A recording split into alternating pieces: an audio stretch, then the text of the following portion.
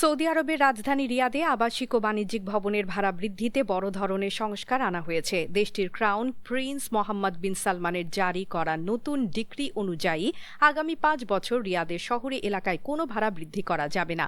ভাড়াটিয়া ও মালিকের মধ্যে সমতা আনা এবং ভাড়া বাজারে স্থিতিশীলতা নিশ্চিত করাই এই উদ্যোগের মূল লক্ষ্য। ডিক্রিটি বৃহস্পতিবার 25 সেপ্টেম্বর থেকেই কার্যকর হয়েছে।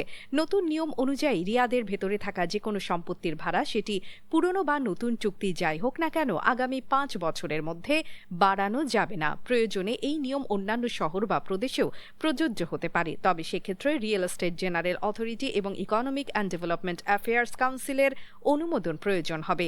যেসব সম্পত্তি বর্তমানে খালি রয়েছে তাদের ভাড়া শেষ চুক্তির নির্ধারিত পরিমাণেই স্থির থাকবে, আর যেসব ইউনিট আগে কখনো ভাড়া দেওয়া হয়নি সেগুলোর ক্ষেত্রে বাড়িওয়ালা ও ভাড়াটিয়া আলোচনার মাধ্যমে প্রাথমিক ভাড়া নির্ধারণ করতে পারবেন।